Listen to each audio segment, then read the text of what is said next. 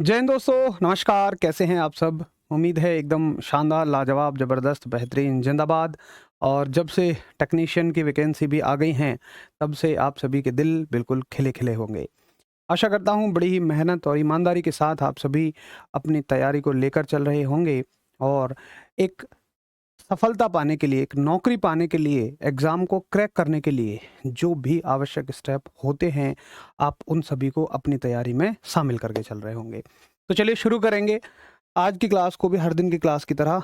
और एक क्वेश्चन लिखूँगा मैं आपके सामने कल की क्लास से, और मैं आपसे पूछना चाहूँगा कि बताइए कल हमने पढ़ा था अवस्था परिवर्तन के बारे में, तो आप मुझे बताएँगे कि गुप्त ऊष्मा में गुप्त ऊष्मा में कौन-सी चीज़ चेंज होती है? लेटेंट हीट क्या काम करती है? गुप्त ऊष्मा क्या करती है? क्या ये अवस्था परिवर्तन करती है? क्या ये अवस्था परिवर्तन करती है? यानी कि क्या ये फ़ेज़ चेंज करती है या ये तापमान बढ़ाती है? बोलो। जो आपका आंसर हो वो बता दो। Raise the temperature. Raises temperature. दोनों में से कौन-सा काम ये करती है? आप सभी ये बात बताएँगे। बहुत अच्छे, बहुत बढ़िया। आज पहली बार लाइव आया हूँ। बहुत अच्छा पढ़ाते हैं। आप सब बहुत अच्छा पढ़ते हैं। मेहनत से पढ़ते हैं इस बैच के सभी बच्चे। बड़ा अच्छा लगता है आपके बीच में आके।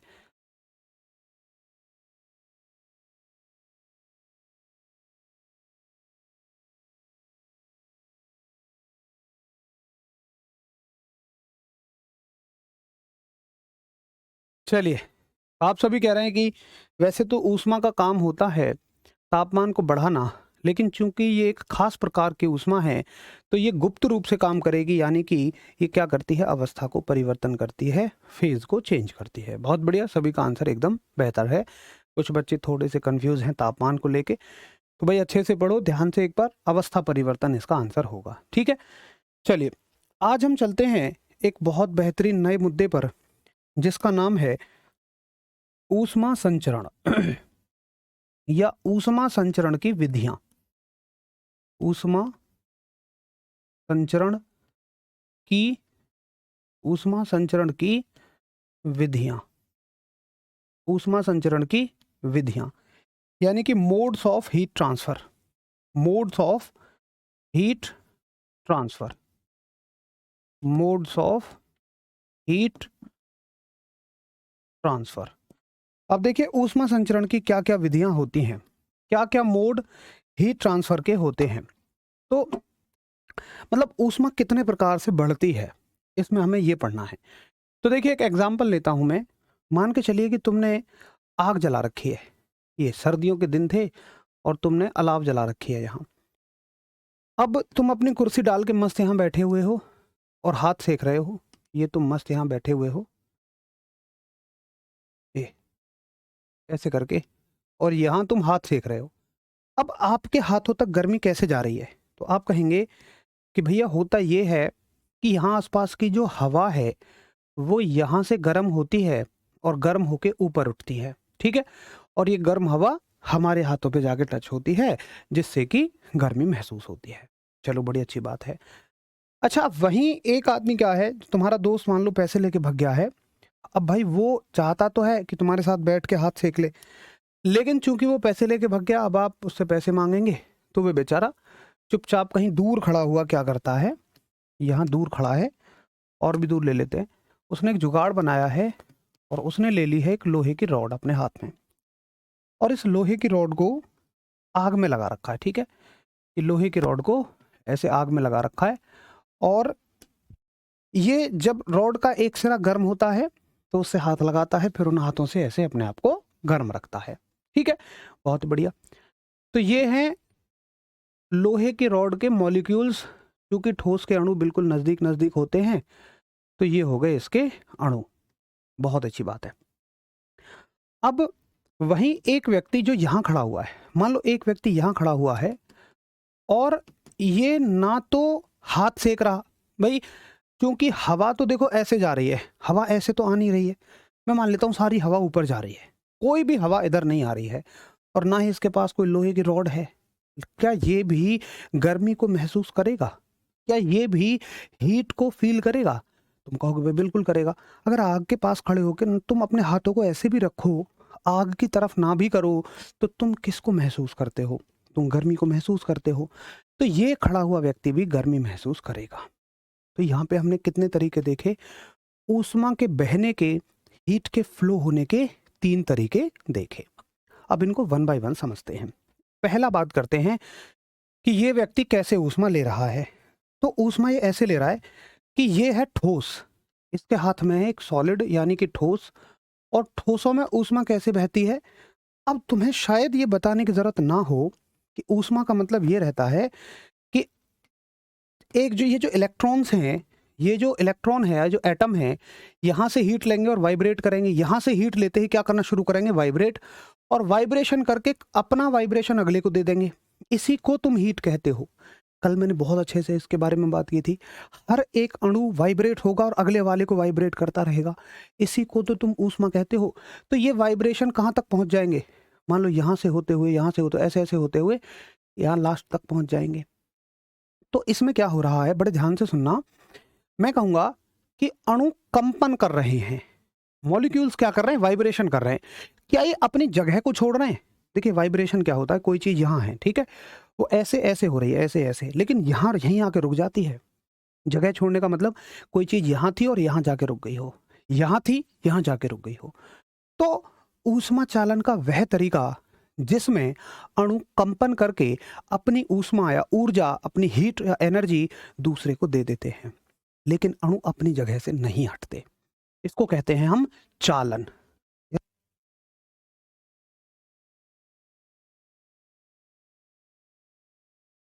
इसको क्या बोलते हैं? हम चालन बोलते हैं। तो पहला तरीका हो गया चालन, और जो जो मैंने आपको समझाया है उसको लिख लेते हैं। चालन में मैं कहूँगा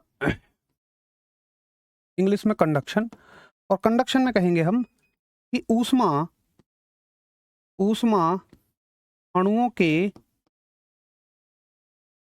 ऊष्मा अणुओं के कंपन द्वारा आगे बढ़ती है। यानी कि हीट फ्लोज ड्यू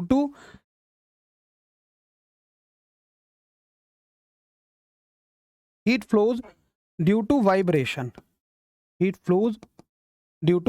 ठीक है। दूसरा पॉइंट मैं लिखूंगा कि अणु अपने स्थान से नहीं हटते। अणु अपने स्थान से नहीं हटते, यानी कि एटम्स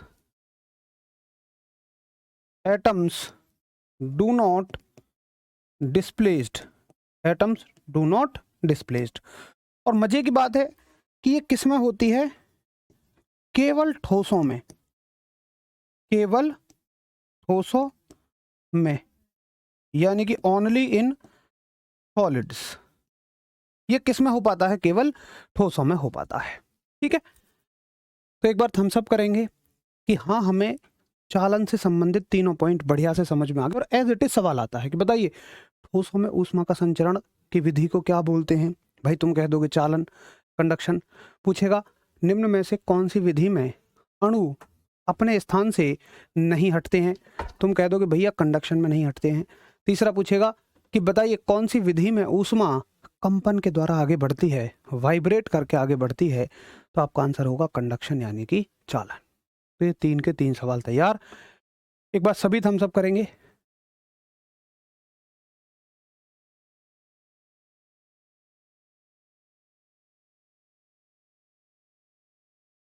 चलो बहुत बढ़िया।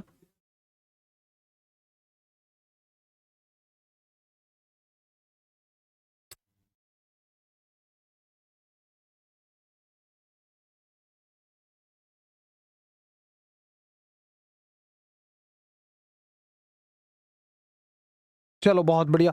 तो ये बात आपको समझ में आ गई। अब देखिए दूसरा तरीका, देखिए दूसरा तरीका, अगर हम इस तरीके की बात करें तो यहाँ पे क्या हुआ है कि यहाँ पे जो गैस है, हवा एक गैस है, तो ये जो गैस है, जो हवा है, इसने यहाँ से ऊष्मा ली है और यहाँ से लेने के बाद ये अणु कहाँ पहुँचा है, यहाँ, और तुम्हारे हाथ से टच हुआ है। तो पहली चीज़ तो इसमें और इसमें क्या फ़र्क है कि अणु अपनी जगह छोड़ रहे हैं। अणु अपनी जगह छोड़कर एक स्थान से दूसरे स्थान पर ऊष्मा को लेकर जा रहे हैं। ये कौन सा तरीका होता है? तो इस तरीके का नाम होता है, इस तरीके का नाम होता है संवहन। संवहन यानी कि कन्वेक्शन। कन्वेक्शन, बहुत बढ़िया। तो संवहन क्या होता है? संवहन होता है कि जिसमें अणु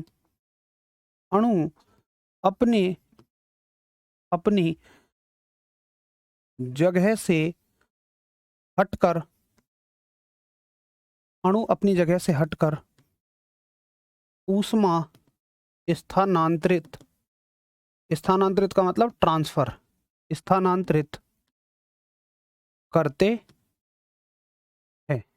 आप कहेंगे कि एटम्स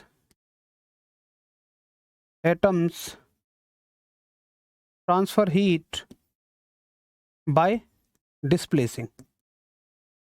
ठीक, तो डिस्प्लेस होकर ये अपनी जगह से ऊष्मा को ट्रांसफर करते हैं। ये किस में होता है? सबसे बड़ी बात है कि इसका माध्यम क्या है। तो हवा क्या है? हवा एक गैस है, तो भाई गैस में तो होता ही होता है, ठीक है। और साथ ही ये द्रवों में भी होता है, लिक्विड्स में भी यही तरीका होता है, द्रव में भी यही तरीका होता है। कैसे? सुनो, तुम बना रहे हो चाय, ये हो गया चाय का बर्तन। अरे ढंग का बन जाए यार, ये चाय का बर्तन हो गया, और यहाँ तुमने लगा दी आग, ऐसे आग जला रखी है, और ये है तुम्हारी चाय, पानी और दूध का मिक्सचर है ना। अब होगा क्या कि जैसे ही ये अणु, जैसे ही तुम आग लगाओगे तो ये अणु गर्म हो जाएगा। अब गर्म होने के बाद कोई भी चीज़ क्या होती है भाई? हल्की होती है। जब ये चीज़ हल्की होगी तो अब सोचो, मान लो तुमने पानी में थर्माकोल को दबाओगे और जैसे ही तुम हाथ हटाओगे थर्माकोल ऊपर आ जाएगा। क्यों आ जाएगा? क्योंकि थर्माकोल हल्का होता है पानी से। तो हल्की चीज़ हमेशा ऊपर उठने की कोशिश करती है। तो जब ये चीज़ गर्म होगी, फैलेगी, हल्की हो जाएगी, और हल्की होकर कहाँ भगेगी? एकदम ऊपर। तो ये कहाँ भग जाएगी? ऊपर। अब इसकी तुलना में यहाँ के अणु भारी हैं, तो ये अणु कहाँ आ जाएगा? नीचे। ये गर्म होगा, ऊपर पहुंचेगा, फिर ठंडे अणु को भेजेगा। जैसे भंडारा होता है ना, कहीं हमारा आ ही जाता है तुरंत, तो फिर औरों को बुलाएगा, आजा रे आजा, भंडारा हो रहा है। तो बिल्कुल उसी तरह से ये प्रोसेस चलती रहेगी। तो अणु अपनी जगह से हट रहे हैं, और अणु जिस भी प्रक्रिया में अपनी जगह से हटेंगे उसको हम संवहन बोलते हैं, हमेशा कन्वेक्शन बोलते हैं। तो भाई कन्वेक्शन ही होता है किसमें? गैसों में भी और द्रव में भी। एक बार नोट करेंगे जल्दी से। चलो भाई, बहुत सारा प्यार आता है आपका हमेशा। ठाकुर कह रहे हैं ग्रुप डी में भी इसी तरह पढ़ाया था मैं। मुकेश कहते हैं जितना हम सब कम है, आप बहुत अच्छा पढ़ाते हैं। और नरेश कहते हैं आप जैसा केमिस्ट्री का टीचर हो तो मज़ा आ जाए। चलिए, बहुत सारा आभार आपका। बाकी इसमें मैं तो मानता हूँ कि देखो, मैं तो हर एक बैच में ऐसी मेहनत करता हूँ, लेकिन मुझे लगता है इस बैच में हर वो बच्चा है जो समय की कीमत जानता है। आप सभी लोगों के रेस्पॉन्स बहुत अच्छे होते हैं, और मुझे लगता है कि आप सभी नौकरी करके पढ़ाई कर रहे हैं ज़्यादातर बच्चे, तो आप समय की कीमत जानते हैं, कद्र करते हैं, ध्यान से पढ़ते हैं। Very good. आप देखिए, आरआरबी टेक्नीशियन और एएलपी दोनों की साइंस की तैयारी कैसे करें भाई? कोई एक पढ़ लो, दोनों की तैयार हो जाएगी। और हम तो दोनों बैचों की पढ़ा रहे हैं आपको, ठीक है। तो एएलपी की तो सारी कवर हो ही जाएगी। अब देखो, एएलपी में एक पार्ट है basic science and engineering, technician में भी है बेसिक साइंस एंड इंजीनियरिंग, लेकिन टेक्निकल में ये पार्ट केवल एक नौकरी में है जो लेवल 5 की है, ठीक है ना। जो एएलपी का बेसिक साइंस एंड इंजीनियरिंग है वो आएगा सीबीटी 2 में, तो उसको तो करवाऊंगा मैं सीबीटी 1 के बाद। अब जो टेक्नीशियन का लेवल 5 की नौकरी का बेसिक साइंस एंड इंजीनियरिंग का 70% हिस्सा है, वो आपका इसी से कवर हो जाएगा। बाकी बचा हुआ 30% जिसमें माइक्रो प्रोसेसर, माइक्रो कंट्रोलर वगैरह दिए हुए हैं, वो सब आपको कोई अन्य अध्यापक पढ़ाएंगे। और चूंकि टेक्नीशियन में तो एक ही सीबीटी होना है, तो वो पेपर से पहले आपके कंप्लीट हो जाएंगे। चलो, बहुत ही बढ़िया, वेरी गुड, गजब। जैसे देखो, रवि कह रहे हैं मेरी ड्यूटी नाइट में है, most of the time reading and revision. चलो भाई, बहुत अच्छी बात है। नौकरी पे रह के जो भाई पढ़ाई कर रहा है, वाकई बड़ी मेहनत का काम है, मैं तो मानता हूँ बड़ी हिम्मत का काम है यार। तो ये हो गया आपका संवहन, ये हो गया आपका कन्वेक्शन, ठीक है ना। चलो, अब तीसरे तरीके की बात कर लेते हैं कि यहाँ खड़ा हुआ आदमी कैसे हीट को महसूस कर रहा है। क्या इसके हाथ में कोई सॉलिड है? नहीं है। क्या यहाँ कोई पानी है, लिक्विड है? नहीं है। क्या यहाँ कोई गैस है? नहीं है। भाई मैं मानता हूँ हवा भी नहीं है यहाँ, क्योंकि सारी हवा यहाँ चली गई। मैं मानता हूँ यहाँ खाली है ये। हवा भी नहीं है, फिर भी ये ऊष्मा को महसूस करेगा, हीट को महसूस करता है। तो ऊष्मा के बहने का वो तरीका, ऊष्मा प्रवाह का वो तरीका, हीट ट्रांसफर का वो तरीका जिसके लिए कोई माध्यम ही नहीं चाहिए, बगैर माध्यम के भी ऊष्मा बहती है और यहाँ तक ऊष्मा आ रही है। अरे यहाँ तक भी ऊष्मा आ रही है ना? तो ऊष्मा प्रवाह का वो तरीका जिसमें ऊष्मा बगैर किसी माध्यम के बहती है, उस तरीके को हम तीसरा तरीका कहते हैं, और ये तरीका है आपका विकिरण। विकिरण यानी कि रेडिएशन। इसके अलावा, इस उदाहरण के अलावा रेडिएशन को हम कहाँ देखते हैं? डेली रेडिएशन को देखते हो। कैसे? भाई सूर्य से रोशनी जो आ रही है यार, तुम्हारे ऊपर 12 किलोमीटर तक एयर है, हवा है, वायुमंडल है। उसके ऊपर तो हवा भी नहीं है और पानी तो है ही नहीं, और लोहे की रॉड, ऐसा तो नहीं है तुमने हाथ में लोहे की रॉड ले रखी है और जब भी गर्मी महसूस करनी हो सूरज पे लगा देते होगे, ऐसा तो है नहीं। तो 12 किलोमीटर के बाद कुछ भी नहीं है, लेकिन फिर भी सूर्य की गर्मी तुम तक आती है। किस माध्यम से? ये माध्यम मतलब ऐसे समझो कि गर्मी के पास ताकत होती है, जैसे विद्युत है, इलेक्ट्रिसिटी है, उसके पास ताकत नहीं है कि वो खाली जगह में बह जाए। अगर खाली जगह में बहेगी तो तारों की क्यों जरूरत पड़ेगी? हालांकि एक बड़े महान वैज्ञानिक थे, चली बात पे बता दूं, निकोला टेस्ला, वो इसी चीज पे काम कर रहे थे कि कैसे बगैर तारों के ट्रांसमिशन करें विद्युत का। लेकिन बीच में वो एक्सपायर हो गए और उनकी जो रिसर्च थी वो कोई पूरा कर पाना तो छोड़ो, उसको समझ ही नहीं पाया कि वो कर क्या रहे थे, है ना? तो जैसे ऊष्मा नहीं बह सकती है, लेकिन सॉरी, जैसे विद्युत नहीं बह सकती है बगैर किसी माध्यम के, लेकिन ऊष्मा बह सकती है, उसके पास गुण है। तो ऊष्मा के इस गुण के कारण जब ऊष्मा चलती है एक जगह से दूसरी जगह, तो हम कह रहे हैं विकिरण हो रहा है, रेडिएशन हो रहा है। तो रेडिएशन में क्या लिखोगे आप? कि ऊष्मा प्रवाह का वह तरीका जिसमें ऊष्मा ऊष्मा ये बहुत इंपॉर्टेंट है, ऊष्मा बगैर किसी माध्यम के, इसको अंडरलाइन कर लेना, कि ऊष्मा बगैर किसी माध्यम के, बगैर माध्यम के आगे बढ़ती है। इसमें ऊष्मा बगैर माध्यम के आगे बढ़ती है। ये यही से सवाल आता है, यानी कि हीट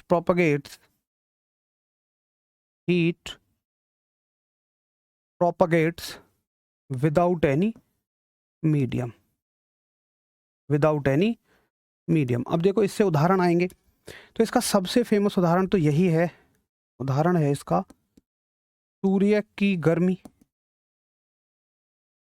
सूर्य की गर्मी यानी कि हीट ऑफ द सन। ठीक है, अब देखो इससे एक और जुड़ा हुआ इंपॉर्टेंट पॉइंट क्या है? इससे जुड़ा हुआ इंपॉर्टेंट पॉइंट है कि अगर मान लो कहीं बहुत ज्यादा तापमान है, तो सबसे पहले किस तरीके से तुम्हें ऊष्मा महसूस होगी? जैसे मान लो ये जो आग जल रही है ना, ये बहुत हाई टेम्परेचर पे होती, तो इतनी जल्दी ना तो हीट यहाँ तक आ पाती, ना यहाँ तक, यहाँ जल्दी आ जाती। तो जब तापमान ज़्यादा होता है, सबसे पहले ऊष्मा विकिरण के द्वारा आगे बढ़ती है। तो याद रखना, सबसे ज़्यादा तापमान पे यही मोड एक्टिवेट होता है। चलो, वैसे वो पेपर में आने की बात नहीं है, इसको नोट कर लीजिए आप।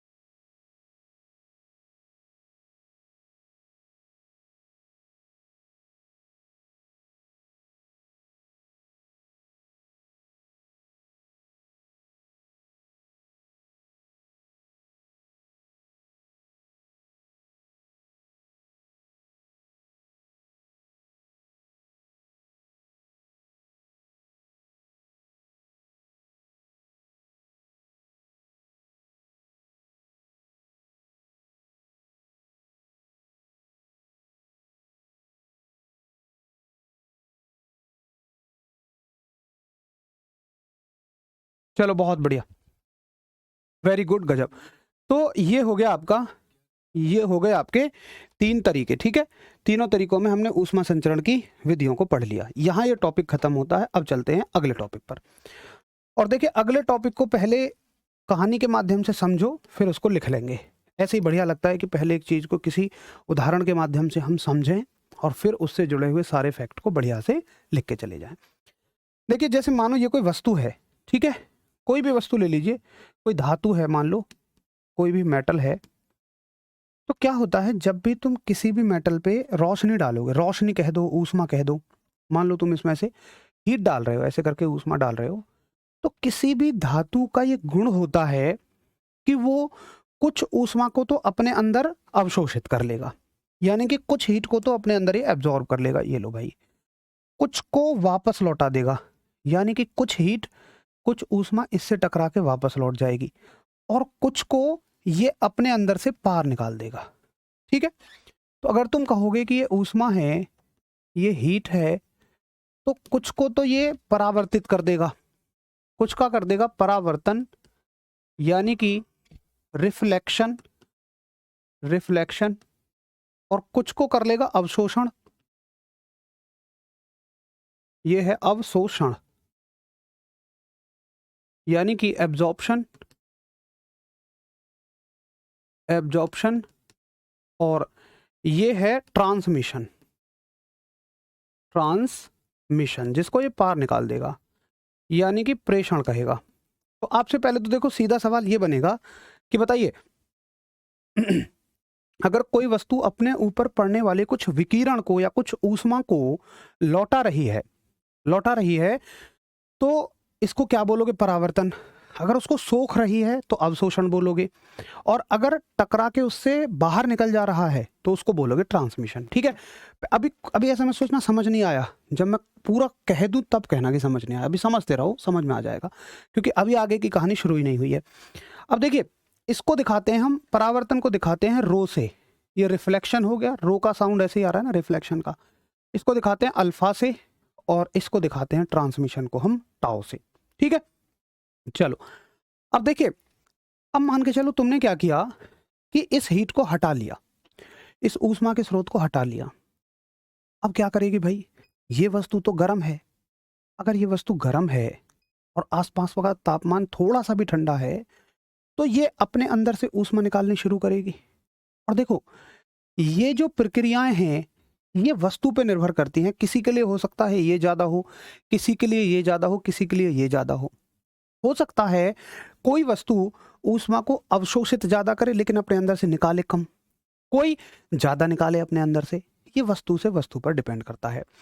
तो जब वस्तु पर हीट पड़ रही थी, ऊष्मा पड़ रही थी, और उससे वो जो ऊष्मा टकरा के लौटी उसको तो बोलोगे परावर्तन, लेकिन जो ऊष्मा बाद में उसके बाहर से निकली, ध्यान से सुनना, जो ऊष्मा बाद में उसके बाहर से निकलती है, जो ऊष्मा, इधर बनाता हूं मैं इसको, जो ऊष्मा बाद में उसके अंदर से बाहर निकलती है, इसे कहते हो तुम उत्सर्जन। इसका एक अलग नाम है, क्या नाम है? उत्सर्जन, यानी कि इसको कहते हो एमिशन। क्या आपको इन चारों प्रक्रियाओं में कोई समस्या, ज्यादा कंफ्यूजन होता है इसमें और इसमें कि परावर्तन क्या होता है, कि परावर्तन क्या होता है और उत्सर्जन क्या होता है, एमिशन क्या होता है, सबसे बड़ी दिक्कत इसमें होती है। अब आप समझ गए होंगे कि भाई एमिशन का मतलब होता है कि किसी भी वस्तु के अंदर जो संचित ऊष्मा है, स्टोर्ड हीट है, वो बाहर निकल रही है, और रिफ्लेक्शन का मतलब जो हीट आप डाल रहे थे उसका कुछ हिस्सा बाहर लौट जाता है, ठीक है। यहां तक बढ़िया समझ में आ गया। एमिशन को हम दिखाते हैं एक सिंबल, ऐसे करके ई बना दो, ये होता है एमिशन का सिंबल, ठीक है। चलो आशा, अभी इसको इतना ही रहने दो। उसके बाद एक चीज समझिए आप एक कॉन्सेप्ट आता है ब्लैक बॉडी, उसको अभी वहीं रहने देना, नोट मत करना। एक कॉन्सेप्ट आता है ब्लैक बॉडी, ब्लैक बॉडी का मतलब होता है कृष्ण पिंड, कृष्ण पिंड। अब देखो ब्लैक माने काला, कृष्ण माने काला, काली सतह की ये गुण होता है। ब्लैक सरफेस अगर है, वो ब्लैक क्यों है बताओ? काला काला क्यों है? क्या काला कोई रंग है? नहीं, रंग कितने हैं? मुख्य मुख्य 7 रंग हैं विबग्योर वाले। जब किसी मैंने आपको शायद पहले भी कभी बताया हो कि अगर मान लो कोई सतह आपको ये ऐसी दिख रही है, मान लो ये दिख रही है, नीली दिख रही है, ये आपको नीली दिख रही है, तो इसका कारण क्या है? ये कपड़ा नीला दिख रहा है, पता है इसका कारण क्या है? इसका कारण ये है कि यहाँ से निकल रहे हैं सातों रंग, और सातों रंगों में से ये बाकी सारे रंगों को सोख ले रहा है और नीले रंग को आपकी मेरी आंखों पे लौटा रहा है। अगर कोई चीज हरी दिख रही है तो वो हरे के अलावा सारे रंगों को अवशोषित कर लेगा और केवल हरे रंग को ही लौटाएगा। अगर कोई वस्तु काली दिख रही है तो भाई सब सारे रंगों को अवशोषित कर ले रही है, वो किसी रंग को लौटा ही नहीं रही। अगर सफेद दिख रही है तो वो सारे रंगों को लौटा दे रही है। सोचो, अगर काली दिख रही है तो वो सारे रंगों को सोख लेती है, और सफेद दिख रही है तो सारे रंगों को लौटा दे रही है। सफेद और काला कोई कलर नहीं है, ये तो जब सारे रंग मिल गए तो काला बन जाएगा। उस वस्तु ने सारे रंग सोख लिए, काला बन जाएगा। और जिस वस्तु ने सारे रंग लौटा दिए, उसने जिस वस्तु ने सारे रंग लौटा दिए वो क्या बनेगी? सफेद बनेगी। तो कृष्ण पिंड क्या होता है? काला कलर चूंकि अपने ऊपर पड़ने वाले समस्त विकिरण को सोख लेता है, तो कोई भी वो पिंड जिसके ऊपर तुम टोटल हीट डालो और पूरी की पूरी को बस सोख ले, यानी कि सुनो, अगर इस पिंड पर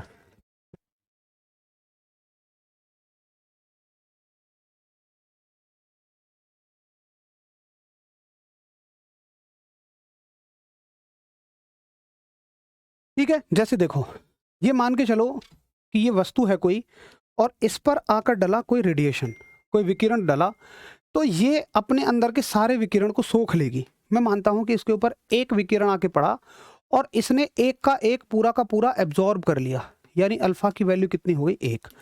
अब इसने जो लौटाया, यानी इसने जो रिफ्लेक्शन किया, उसकी वैल्यू 0 है। भाई जब पूरा ही सोख लिया, इसने अपने अंदर से जो बाहर निकाला, सॉरी अपने अंदर से नहीं, ये हिस्सा जो इसमें से बाहर निकल गया, जिसको मैं ट्रांसमिशन कह रहा हूं, ये भी क्या है? 0 है। ठीक है, ये भी बिल्कुल 0 है। तो अगर कोई काली वस्तु है, मतलब काली वस्तु नहीं है, जरूरी नहीं है कि रंग में काली हो, कोई भी ऐसी वस्तु जो अपने ऊपर पड़ने वाले सारे के सारे विकिरण को सोख ले, भाई उसका नाम ब्लैक बॉडी बोलोगे। नाम कहाँ से आया? क्योंकि काली तो सोख ही लेती है, और भी बहुत सारी वस्तु ऐसी होती है जो सोख लेती है। फॉर एग्जाम्पल, मान के चलो मैं एक ऐसा बॉल बनाऊं, ऐसी एक बॉल बनाऊं, ये ऐसी ये बॉल बनाऊं, ठीक है, और मैं इसको इतना मोटा बना दूं कि इसके अंदर से विकिरण निकले ही ना, तो क्या होगा? भाई जब इसमें विकिरण आके पड़ेगा, बाहर निकल नहीं सकता, वो रिफ्लेक्ट भी होगा, पार भी होगा, तो फिर इसी में जाके टकराएगा, उसको कहीं भी निकलने की जगह नहीं मिलेगी। तो सारा का सारा विकिरण, चाहे जैसे रंग की वस्तु हो, ये पूरे विकिरण को सोख लेगी। तो इसको भी तुम ब्लैक बॉडी बोलोगे, इसको भी कृष्ण पिंड बोलोगे। तो ब्लैक बॉडी की डेफिनेशन क्या है? ब्लैक बॉडी की डेफिनेशन है, कृष्ण पिंड की डेफिनेशन है कि वह पिंड जो अपने ऊपर जो अपने ऊपर पड़ने वाले अपने ऊपर पड़ने वाले समस्त अपने ऊपर पड़ने वाले समस्त विकिरण को अवशोषित अपने ऊपर पड़ने वाले समस्त विकिरण को अवशोषित कर लेती है। यानी कि a body which absorbs all the radiation falling on it, all the radiation falling on it, ये अपने ऊपर पड़ने वाले समस्त विकिरण को ये रोक देती है। ब्लैक होल अलग चीज है, ब्लैक होल ये नहीं होता है, ब्लैक होल एक अलग चीज है। ठीक है भाई, अब आपसे पूछा जाएगा कि बताओ किसी ब्लैक बॉडी के लिए रिफ्लेक्शन कितना होता है, परावर्तन कितना होता है? आप कहोगे भैया 0 होता है। ट्रांसमिशन कितना होता है, प्रेषण कितना होता है? जी 0 होता है। एब्जॉर्प्शन कितना होता है? आप कहोगे 100% होता है। जितनी हीट पड़ी है सारी की सारी एब्जॉर्ब कर ली है। तो क्या आपको समझ में आया कि ब्लैक बॉडी क्या होती है? एक बार सभी लोग नोट करेंगे ब्लैक बॉडी के कॉन्सेप्ट को। अच्छा, अब पीछे से नोट कर लो इसको, है ना, पहले इसको नोट कर लो, और इनकी परिभाषा लिखने की जरूरत नहीं है, आप इसको आराम से ऐसे ही याद रख लेंगे।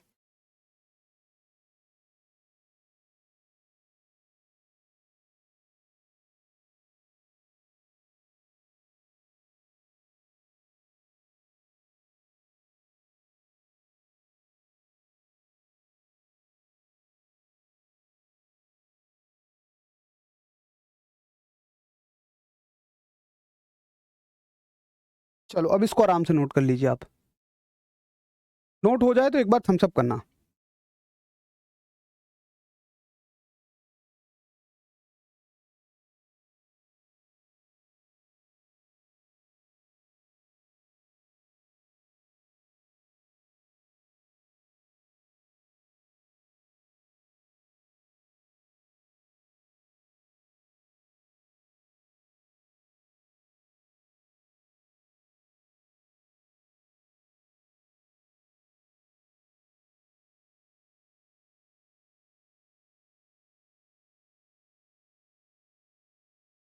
चलो बहुत बढ़िया। एमिशन और ट्रांसमिशन में क्या डिफरेंस होता है? देखो मैं समझाना वही चाह रहा था कि ट्रांसमिशन का मतलब होता है कि जब उसके ऊपर रेडिएशन पड़ रहा है तो उसका कुछ हिस्सा उसने पार कर दिया। ये रेडिएशन जो है इसका है, इसमें से कुछ हिस्सा पार चला गया। एमिशन का मतलब होता है कि बॉडी ने जो एब्जॉर्ब कर लिया, इसको हटाने के बाद, सोर्स को हटाने के बाद, मतलब उसको हीट मत दो तुम, तो वो अपने अंदर अवशोषित को बाहर निकालने लगेगी। उसने अपने अंदर जो अवशोषित किया है ना, उसको बाहर निकालना शुरू कर देगी। ये होता है एमिशन, ये होता है उत्सर्जन। ठीक है, ब्लैक बॉडी हो गई। अब देखिए कुछ महत्वपूर्ण नियम होते हैं, कुछ महत्वपूर्ण नियम देखेंगे आप। कुछ महत्वपूर्ण नियम, जब मैं लिखा करूं तो साथ के साथ नोट कर लिया करो, है ना। Some important, some important rules.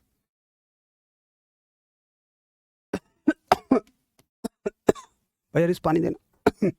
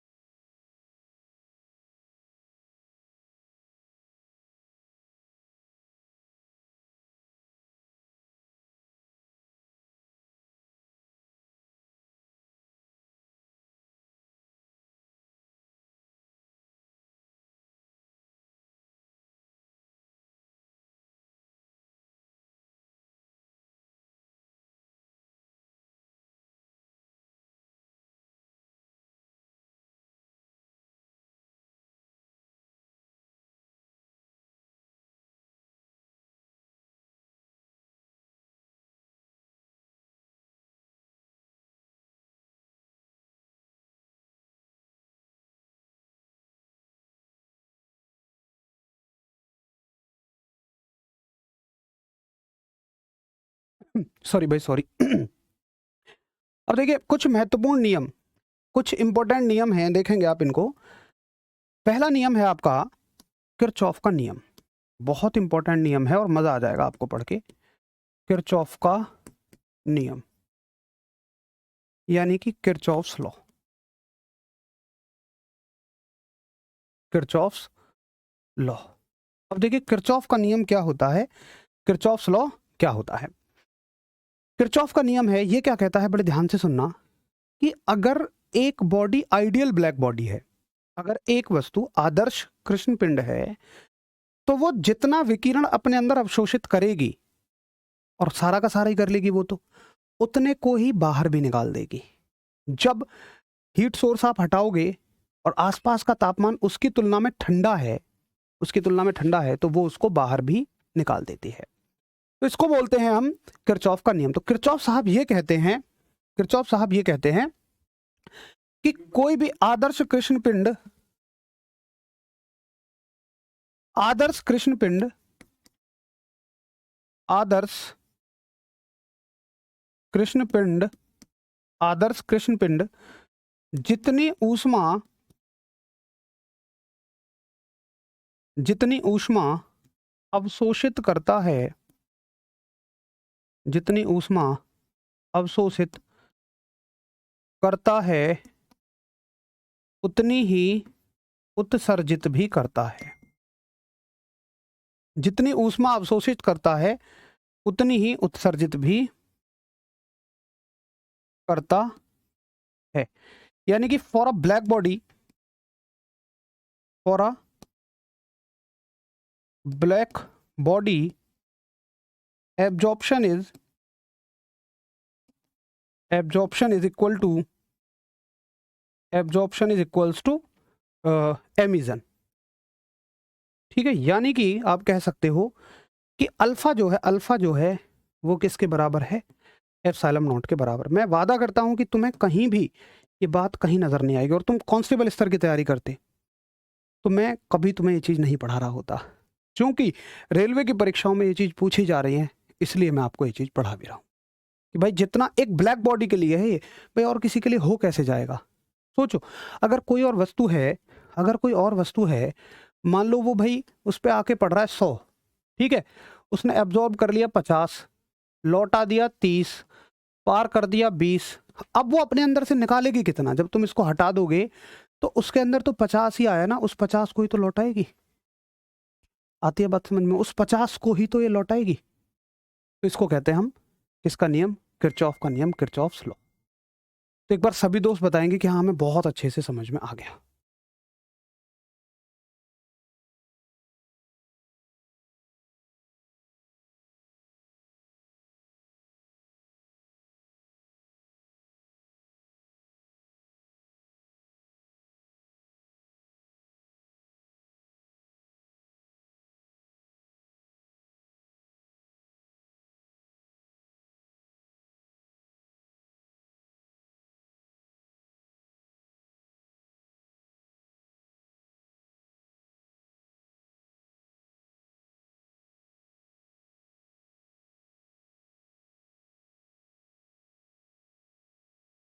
चलो बहुत बढ़िया। आदर्श पिंड का मतलब है एक आइडियल।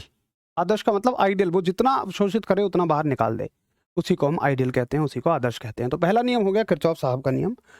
दूसरा नियम देखिए आप, दूसरा नियम है आपका वीन का विस्थापन नियम। बहुत बढ़िया नियम आपके सामने है, वीन का विस्थापन नियम, यानी कि Wien's displacement law. Wien's displacement law. देखिए क्या होता है वीन का विस्थापन नियम। वीन का विस्थापन नियम कहता है कि किसी वस्तु की जो तरंग दैर्घ्य होती है, जो वेवलेंथ होती है, वो तापमान के उल्टी होती है, टेम्परेचर की उल्टी होती है। चलो आप इसको ऐसे समझो एक प्रैक्टिकल एग्जांपल से। आप मानो कहीं भरी गर्मी में अपनी कार पार्क कर गए। जब तुम आए थे, एसी चला के आए थे, और तुम्हारी कार का जो अंदर का टेम्परेचर था, ये मान लो आपकी कार है, इसके अंदर का टेम्परेचर था मान लो 15 डिग्री सेंटीग्रेड, और बाहर भयंकर गर्मी पड़ रही है, बाहर टेम्परेचर है 45। तुम एसी बंद करके बाहर चले गए, बाहर की ऊष्मा अंदर आनी शुरू होगी, भाई ज़्यादा से कम की तरफ आएगी, और एक समय बाद इनके तापमान बराबर हो जाएंगे। 45 5 50 60, आधा आधा हो जाएगा, इसका 30 हो जाएगा। मतलब मान लो, या फिर यहाँ का तापमान तो कम नहीं होगा, तो हीट लगातार आएगी, लगातार आती रहेगी, इसका टेम्परेचर 45 हो गया। ठीक है।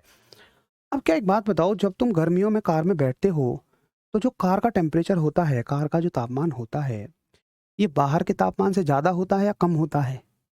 तुम्हें महसूस होगा कि यार ये ज़्यादा रहता है। जब कार में बैठते हैं ऐसा लगता है बाहर से भी ज़्यादा गर्मी है, यानी कि 45 से भी ज़्यादा है। मान लो ये टेम्परेचर 50 है। अब एक बात बताओ कि जब ये टेम्परेचर 45 से बड़ा है, मान लो 46 हुआ होगा, ठीक है भाई, 46 हुआ तो ये इससे ज़्यादा हो गया।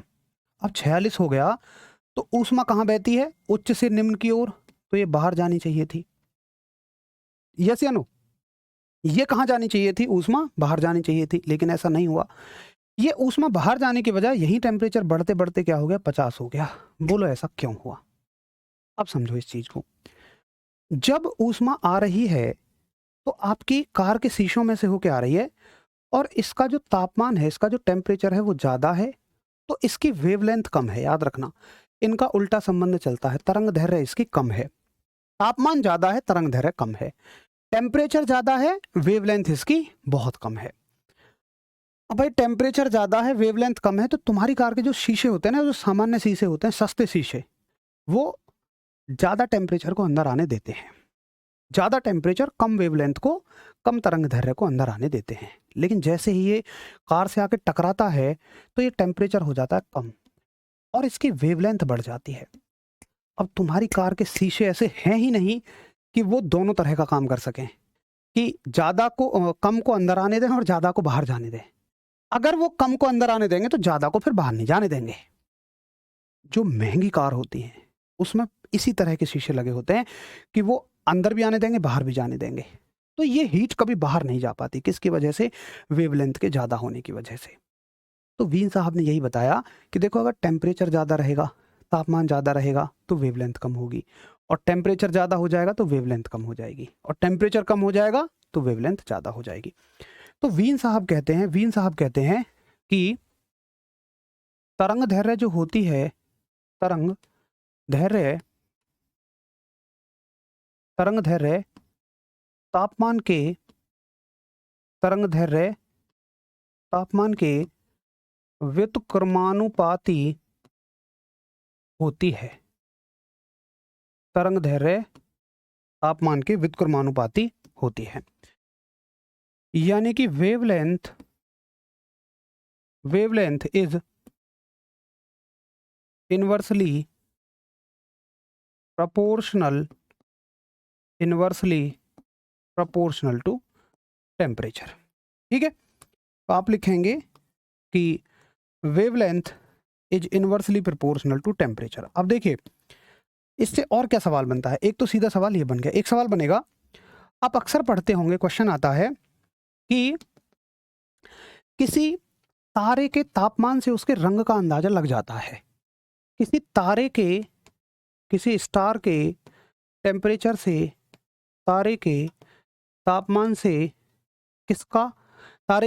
से उसके रंग का पता लग जाता है। ये किसके नियम पर आधारित है? ये नियम है वीन का विस्थापन नियम। ये किसके नियम पर आधारित है? वीन का विस्थापन नियम। इंग्लिश वाले लिख लेंगे वीन्स डिस्प्लेसमेंट लॉ। कैसे? देखिए अगर तुम्हें टेम्परेचर पता लग गया, अगर तुम्हें तापमान पता लग गया, तो भाई निश्चित तौर पर तुम्हें उसका तरंग दैर्घ्य पता लग गई। और सारे रंग किसका खेल है? सारे रंग केवल टेम्परेचर का खेल है, सारे रंग केवल तरंग दैर्घ्य का खेल है, वेवलेंथ का खेल है। अगर वेवलेंथ ज़्यादा है तो लाल कलर है, अगर वेवलेंथ कम है तो बैंगनी कलर है। वेवलेंथ की फिक्स वैल्यू होती है लाल रंग के लिए। तापमान पता है तो वेवलेंथ पता कर लोगे। ठीक है जी, तो ये दो महत्वपूर्ण नियम होते हैं। इसके अलावा अभी हमें इस चैप्टर में और थोड़ा सा पढ़ना है, लेकिन उसके लिए फिर नया टॉपिक हम शुरू करेंगे। आज हमने 3 टॉपिक पढ़े हैं। देखिए पहला टॉपिक है ऊष्मा संचरण की विधियां, दूसरा टॉपिक है ये सारे तरीके, और तीसरा टॉपिक है 2 नियम। तो 3 टॉपिक आज की क्लास में कवर हुए हैं। अब मैं अगर अगला टॉपिक शुरू करूंगा तो मुझे कम से कम 20 मिनट चाहिए होंगे, जो हमारे पास है नहीं, वो बीच में छूट जाएगा, इसलिए गड़बड़ हो जाएगी। तो चलो मिलेंगे कल की क्लास में, तब तक के लिए सभी को नमस्कार, धन्यवाद। आराम से इसको नोट कर लीजिए।